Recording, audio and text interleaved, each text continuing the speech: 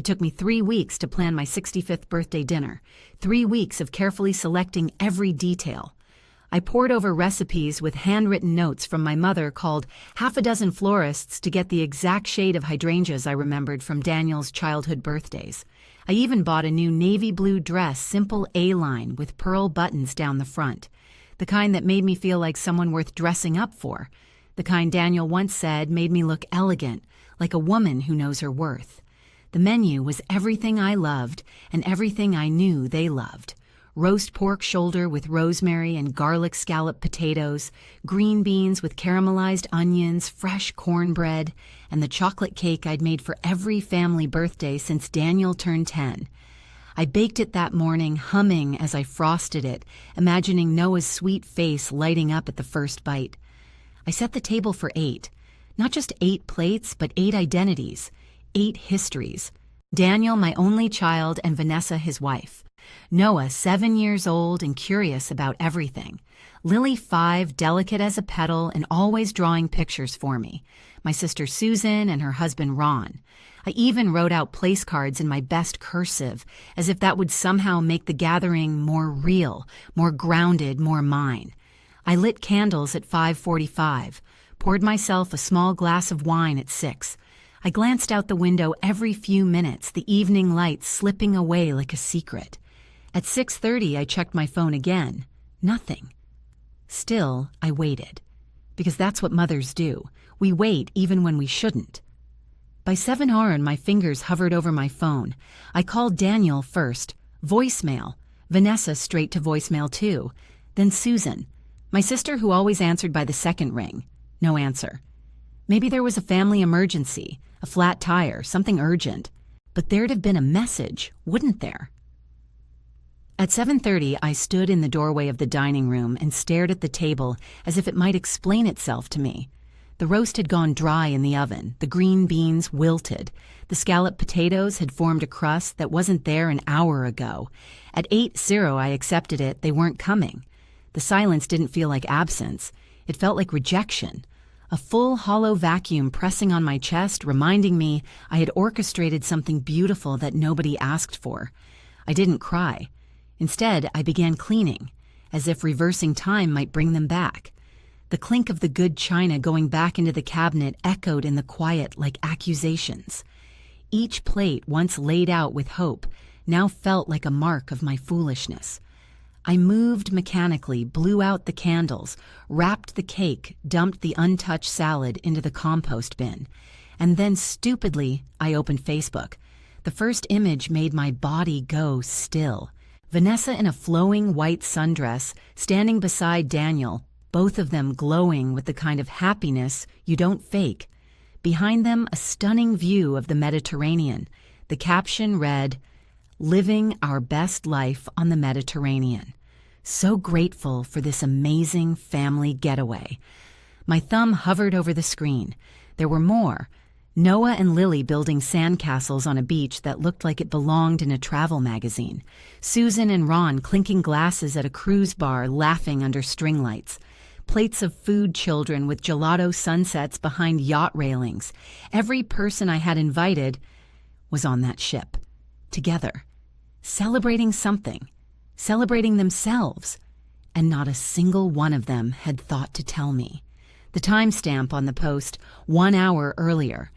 While I was sitting alone at my dining room table imagining them stuck in traffic or busy with last-minute errands, they were thousands of miles away toasting each other with champagne, probably even saying cheers to family. I put the phone down gently. That small glowing rectangle suddenly felt radioactive. A message buzzed in from Daniel. "Sorry, Mom, forgot to mention we're out of town this week. Vanessa booked a surprise trip. Happy birthday, though. Forgot to mention. A cruise. On my birthday. With the whole family." I walked to the kitchen, turned off the oven, and leaned against the counter, letting the heat soak into my spine. My hands shook. Not from age, not from arthritis, but from something else. Something deeper and colder. Not anger, not grief. Not yet. Just the slow, creeping realization that I'd been intentionally left behind. This wasn't the first time I'd been forgotten. Last Christmas, Vanessa had called 2 days before and said Daniel needed a break, just the four of them this year. I'd spent the holiday with leftover ham and a black and white movie marathon. And then Susan accidentally let it slip in February that she'd seen photos from the Christmas party. A big one. 20 people. Friends, neighbors. Everyone but me. I should have seen the pattern. The way Vanessa always offered a sweet smile and a ready excuse. "Oh, we meant to call. Sorry it was last minute. You know how chaotic the kids are." But this wasn't chaos. This was something planned, methodical, cruel. I stared into the darkened dining room. The place cards were still there. My name in calligraphy at the head of the table. I caught my reflection in the window. I looked. Small. Smaller than I remembered. Like a woman watching her family move on without her. Like a woman becoming invisible one skipped dinner at a time. It wasn't always like this. There was a time Daniel called me every Sunday, a time I'd hear the doorbell ring and find Noah holding a scribbled drawing proudly announcing, "For Grandma." A time I believed I was part of something warm and real and unshakable. But somewhere between PTA meetings and business promotions, I faded into the margins of my own family. I remember the first time Vanessa corrected Noah in front of me. He had called me Grandma Helen at Thanksgiving, and she leaned down, smoothed his hair, and said, "It's just Grandma Sweetie. Let's not confuse names." I brushed it off at the time, but the way she said it like I was a title, not a person, stuck with me. Over the years, there were signs, subtle ones. My casserole never made it to the buffet table during family potlucks. My stories about Daniel's childhood were gently interrupted. Photos I wasn't in made it to the holiday cards. But I told myself, families evolve. I didn't want to be that mother-in-law, the kind who clings or complains. So I made myself useful instead. I watched the kids when they had work trips. I sent care packages. I organized birthday parties, decorated cakes, arranged balloons, and paid for jumpy castles without ever asking for credit. I kept my love quiet, folded into acts of service. That's how I was raised. My mother, Margaret, used to say, "Love isn't loud. It's in the details, the warm bread, the mended sock." And maybe that's what doomed me, because Vanessa wasn't raised like that. She understood power, optics, positioning. And slowly, over years of smiles and softened tones, she edged me out of Daniel's life with surgical precision. She framed me as fragile, as forgetful, as too much and too little all at once. At first I tried harder. I complimented her parenting, bought her spa gift cards for Mother's Day, took her side during minor disagreements just to keep the peace. But peace was never the goal. I wasn't meant to blend in, I was meant to disappear. There was the birthday party where I arrived and realized the theme was already set and I hadn't been told. I stood there in blue when everyone else wore yellow. Vanessa laughed. "Oh no, did no one tell you? That's okay. You still look nice." Or the time they asked me to babysit for the weekend, said they were going to a couple's retreat. But later, I saw photos of them at a vineyard with Susan and Ron. Matching outfits, group toasts. When I gently asked Daniel why I wasn't invited, he said, "We didn't think you'd want to go. It's more of a couples thing." I nodded. I always nodded, because if I didn't, I'd be painted as bitter, and I didn't want that. Until now. Now I saw the pattern. The revisionist history slowly unfolding one exclusion at a time.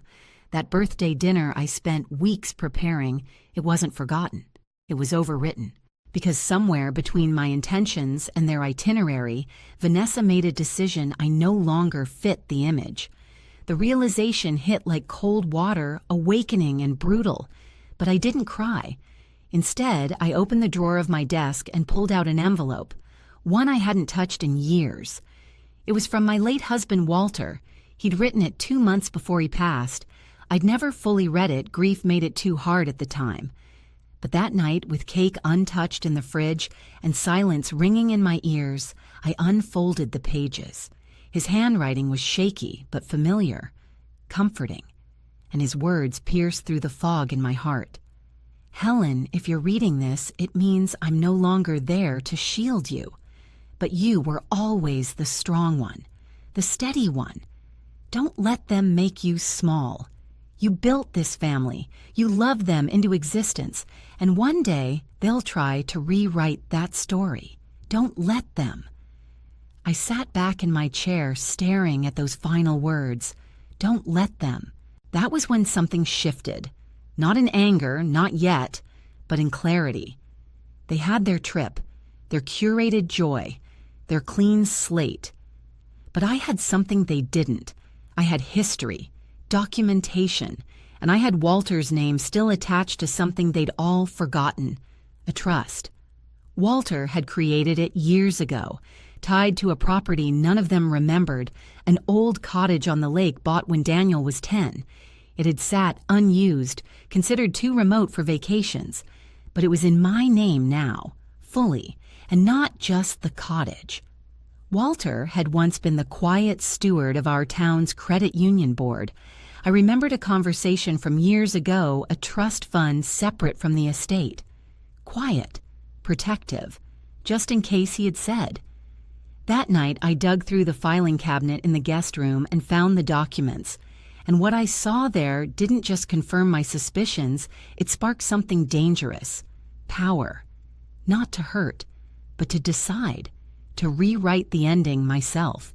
They had left me behind, but I wasn't done. Not yet. I didn't say a word to them for 3 weeks. Not out of spite, out of study. I watched their social media like a surgeon studies scans before an operation. I noted who liked what, who commented.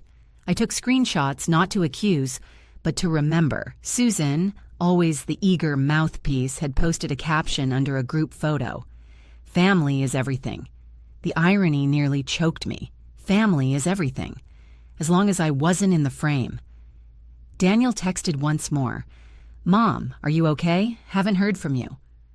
I didn't answer, because I wasn't ready to speak until I knew exactly what I wanted to say. Instead, I turned inward into silence, into memory, into paperwork. I went through Walter's old files like I was looking for oxygen in a burning house. Trust accounts, land deeds, his brown leather journal that still smelled like pipe tobacco and lemon oil. And what emerged wasn't just a protective measure. It was a shield, and in Walter's usual quiet brilliance, a warning. He had placed the lake cottage, yes, the one we bought when Daniel was 10, the one they called too old, too ugly, into a trust. A real one. Not just paperwork, but power.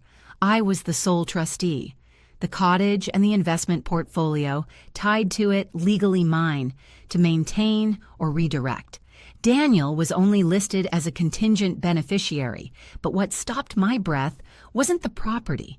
It was a clause scrawled in Walter's thin, uneven handwriting. In the event of demonstrated familial abandonment of the primary trustee, all future rights shall be transferred to local community stewardship. I read it twice, then a third time. He had known. Maybe not the details, but he had seen something coming, some seed of neglect, some whisper of erasure, and left me a doorway. Not for revenge, for dignity. If they discarded me, I could choose to discard the legacy, not out of malice, but as an act of clarity. I could donate it all to a local women's housing initiative Walter once funded in secret, or I could retitle everything and rebuild on my own terms. That night, I lay awake staring at the ceiling, counting the planks like prayers, and I made a decision. I wouldn't disappear. I began walking the 1.5 miles to the cottage each morning, through dew-covered grass past the mossy stone wall Walter once repaired after a storm. The path hadn't been touched in years, but my feet remembered it. The house itself was tired, leaning slightly to one side, but it was still there, like me. I called Maya, a young carpenter whose mother used to clean our home every Friday for 20 years. Maya didn't ask questions, just nodded when I handed her Walter's old sketches for the porch renovation. Every day we worked in silence.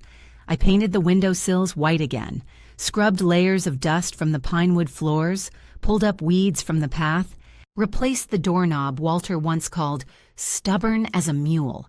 I didn't speak to Daniel, I didn't speak to Susan, but I did speak to Elise, my lawyer, sharp as broken glass in moonlight. When she reviewed the trust, she looked up at me and said, "They have no idea this exists, do they?" "No," I said. "And I'd like to keep it that way."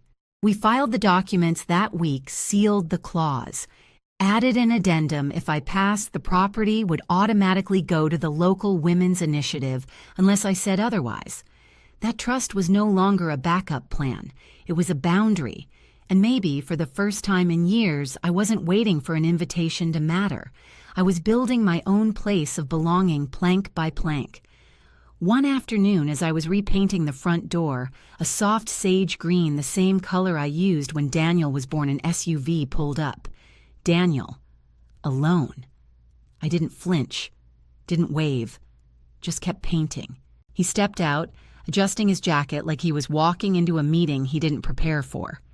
"Mom, you've been here?" I dipped the brush again. "Yes." "Why didn't you say anything?" I looked up, met his eyes. I needed quiet. He nodded slowly. "Vanessa thinks you're mad." I said nothing. He stepped closer. "Look about the cruise it was last minute.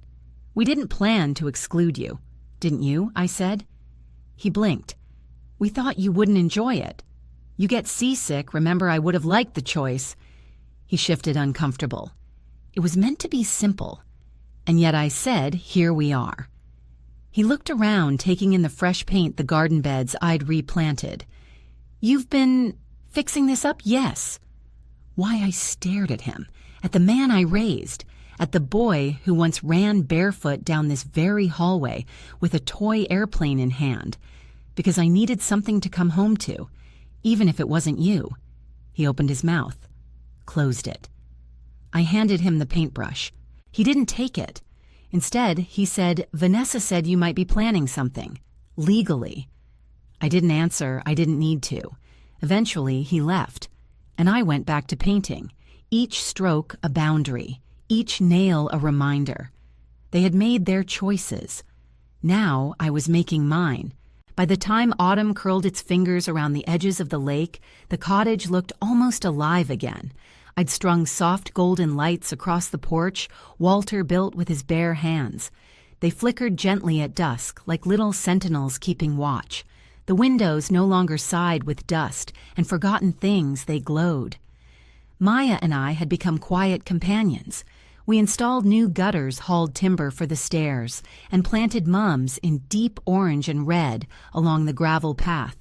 I watched as the porch railing went from splintered gray to a proud, rich walnut stain.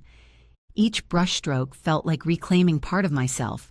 I kept receipts, took photos, logged hours, filed everything neatly under a folder labeled Legacy, not because I wanted to prove anything to them, but because I knew one day they'd come asking. They always did, just never to listen, only to claim. So I stayed quiet, didn't post online, didn't return calls. When Susan emailed me asking for a scan of Walter's will for tax stuff, I replied with precision, "All documents have been reviewed by counsel. No action is required at this time." 3 days later, Daniel sent an email. Short, sterile, corporate. "We'd like to propose a family meeting. We think there have been some misunderstandings." I didn't reply. Instead, I called Elise. "I want to make a move," I said. Her voice didn't flinch. "Tell me everything." We talked for over 2 hours. I paced the living room, barefoot phone tucked between my shoulder and cheek, flipping through Walter's journal and rereading his old letters to Daniel. Letters that now felt strangely hollow in the face of reality. "I don't want them near this place," I said. "Not physically, not financially, not spiritually." Elise, ever precise, asked, "You're ready to transfer the trust, I'm ready to transform it." We rewrote the purpose clause. I transferred ownership of the cottage from the trust to a community nonprofit I'd helped Walter fund years ago, the Carter Grove Foundation. It had once been a tax shelter. Now it would be something real. Maya's name went on the renovation contract as historic preservation lead. I offered her the role of site director. She blinked back, tears nodded once, and got to work writing program outlines. The cottage would become a retreat for women over 50 seeking to re-enter the workforce, offering housing, reskilling workshops, resume clinics, and peace, a second chance. Just like I once needed but never got. Elise filed the deed transfer and sealed the trust behind a new set of conditions. My name remained on the board, but the power was no longer theirs to inherit. It was done. Not out of revenge, out of restoration, out of clarity, out of survival. The day after filing, I sat on the steps of the porch, sipping spiced tea from Walter's old metal mug. The trees were fire-colored, burning quietly in the wind. A blue jay hopped along the railing like it owned the place. And maybe that's what I was now, too, something wild, unbothered, back where I belonged. Susan's voicemails turned syrupy. "Hi, Mom. Just wondering if you're still staying at the lake house. Maybe we could come visit next weekend. Vanessa says the leaves are beautiful this time of year." The next day, Daniel emailed again. This one was longer, padded with concern, like stuffing in an old couch cushion. "We hope you're doing okay. Vanessa and I are thinking of starting a non-profit. Maybe you could help us structure it. You've always been so good with that kind of thing. They didn't miss me. They missed access." I powered down the computer, tucked it away in the drawer under Walter's book of bird calls, and lit a fire instead. That afternoon, a knock came at the door. A woman stood there, early 60s, salt-streaked curls, eyes the color of riverstone. She held a weathered envelope with my name written in Walter's hand. "I was told to give this to you directly," she said. "He left it with our clinic last year. Said it was for when the season turns." I took the envelope with both hands. The paper was thick rough, like old bark. Inside was a short note dated almost a year before his stroke. "Helen, if they ever forget who you are, remind them without words. This place is yours until you choose otherwise. I loved you more than I said. W." My hands trembled. The scent of the letter cedar ink and old tobacco brought me to my knees. I sat on the porch envelope in my lap and let the tears come for the first time since that cursed cruise. Not from pain, not from loneliness, from clarity, from knowing that this was power. The kind that didn't need microphones or applause, the kind that came from being rooted so deeply no storm could shake you. I was no longer a footnote in their family tree. I was the soil beneath it. Susan and Daniel didn't stop. When silence didn't work, they tried nostalgia. Voicemails began arriving daily, forced laughter stuffed inside old memories like spoiled meat in gift wrap. "Remember when we used to make apple cider together? You'd hum Patsy Cline by the stove." Then came the guilt. "I don't know what we did wrong," Susan said in one message, her voice wobbling like a child. "We're your children. Why are you being so cruel?" Daniel followed 2 hours later. "It's not healthy to hold grudges. You're isolating yourself. Let's be mature adults." They weren't reaching out to reconnect. They were probing for weakness. I didn't flinch. Instead, I quietly filed an update to my living will, removing both of them from all medical and financial access. I switched my emergency contact to Maya. I even changed the access codes to the cabin and rekeyed every lock. Not out of revenge, out of clarity. I was tired of being a woman who left doors open just in case her children decided to love her again. That version of me was gone. Then came the final push. Daniel left a voicemail, tight-clipped performative. "If you don't respond, we'll be forced to pursue legal clarification regarding the trust. I'd hate for this to get messy." The next day, Elise called me. She'd received a copy of the filing. "They're contesting the trust," she said, alleging coercion, elder abuse, and that you acted against Walter's wishes. I laughed. Not a cruel laugh. A hollow one. I had given up everything for that man, my credit, my peace, my time, and now I was being painted as a gold-digging puppet master. But Elise was ready. We had timelines, emails, medical records. 2 notarized letters Walter had written the year before his stroke. One said, "Helen restored my faith in everything. If anyone ever questions her right to choose, remind them she was the only one who stayed." The court hearing was held in a beige conference room with stale coffee and a flickering fluorescent light that gave everyone headaches. Daniel sat on one side, flanked by a smug junior lawyer who kept using phrases like exploited proximity and undue influence. I wore navy, my hands folded, Elise beside me like a blade in a sheath. They tried everything. Said I'd manipulated Walter during his vulnerable final days, that I had isolated him from beloved grandchildren, that I'd twisted his nonprofit into some rebranding project to glorify myself. But when Elise played the audio recording, Walter's voice clear and resolute saying, if anyone tries to gut what Helen built, they'll be stealing from me. This is our shared legacy. Every lie collapsed under its own weight. The judge ruled swiftly. Motion denied no merit, all costs to be paid by the plaintiffs. Daniel wouldn't look at me. Susan left the room before the verdict was read. I walked out into the sunlight and let it sit on my shoulders like a coat of armor.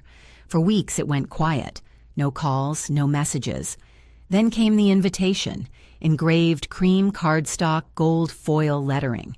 You are cordially invited to a celebration of Walter Carter's legacy, hosted by his children Daniel and Susan, at Lakeshore Country Club. Formal attire. Kindly RSVP. I stared at the RSVP line where someone had written in black ink, "We'd be honored if you'd speak." I almost choked on the irony.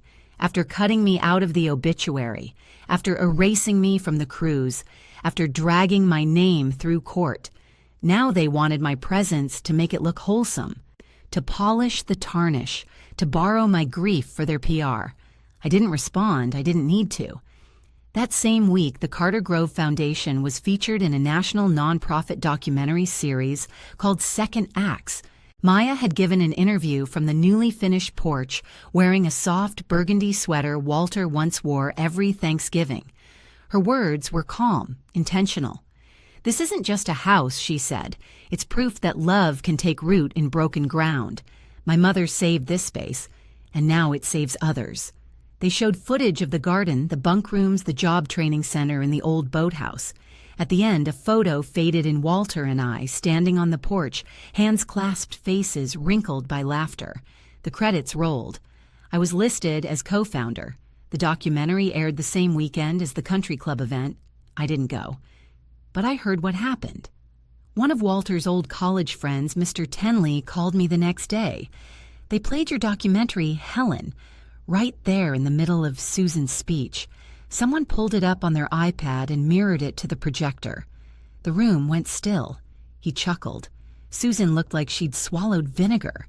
Daniel tried to talk over it, but nobody listened. I thanked him, hung up, and sat by the fireplace.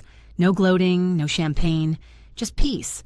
Let them throw parties. Let them print brochures and beg for GoFundMe donations they never planned to distribute. I had already built something real, and I didn't need a microphone, just a foundation, a purpose, and the truth.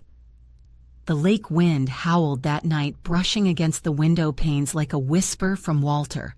I whispered back, "They saw it, just like you said they would." I never heard from Susan or Daniel again, not directly at least, but I knew they saw it. The foundation kept growing.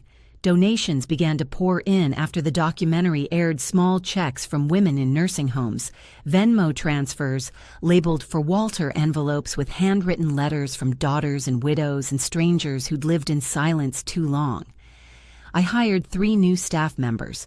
One of the women we helped, a retired teacher whose husband died, suddenly started leading grief workshops. The house felt alive in a way it never had before, not haunted, not heavy, but full of people who'd been erased and were writing themselves back into existence. The old porch where Walter used to sip black coffee at 5 a.m. now echoed with planning meetings, tea circles, and bursts of laughter. Maya painted a mural on the cabin's side wall, sunflowers pushing through cracked stone, her way of saying, "Broken things still bloom." Then one Tuesday, Maya handed me an envelope, no return address. Inside, just a small folded card in Daniel's handwriting. "I don't understand you. I probably never will. But if this is really what Walter wanted, then I guess you got it right. No apology, no warmth, just one jagged sentence, somewhere between resentment and resignation. I read it twice, then tucked it back into the envelope. I didn't write back. Instead, I slipped it behind the original trust documents in the filing cabinet, buried behind lines of legal language and Walter's careful signature. Quiet proof. That's all I needed. Not a public victory. Not revenge. Just one final punctuation mark. I survived. A few weeks later, an email came. Subject line, Keynote Inquiry Seattle Women's Leadership Summit. They'd seen the documentary. They wanted me to speak about legacy healing, nonprofit leadership, and love. I stared at the screen. My chest tightened. I hadn't stood in front of an audience in decades. Not since my nursing days when I gave an in-service on end-of-life care in a cafeteria with a flickering bulb and no microphone. But Elise nudged me. "You already told your story," she said. "The room's just a little bigger this time." So I went. I wore the navy pantsuit Walter once called my battle armor. Maya slipped a small carved owl into my palm before I boarded the plane. "He's with you," she whispered. The auditorium was glowing. Hundreds of seats, bright lights, people shuffling in with notebooks and tissues and weary hope. And when I stood behind the lectern, something settled inside me. Not confidence exactly, but clarity. I told them the real story, not the one Daniel told his boardroom, not the one Susan muttered to family friends, the true one, about a woman who gave everything to a family that saw her as an accessory until one man saw her as a partner, and when he died, he left her a gift more valuable than diamonds or deeds. He left her belief, and she built a legacy with it. When I finished, the room went still, that kind of still where even the air seems to pause. Then came one clap, then two, and then a rising ocean of hands and voices standing not for performance, but for something they recognized in themselves. Afterward, a woman with silver braids approached me in tears. "You're the reason I'm rewriting my will tonight," she said. "My nephew calls once a year for money, but my goddaughter visits weekly and fills my fridge. I'm done pretending blood is loyalty." She hugged me. And I felt it. Not pity, not praise, but kinship. I met dozens more. A librarian stocking our pamphlets, a therapist requesting our materials for her grief group, a teenage girl who said I thought I was crazy. Until now.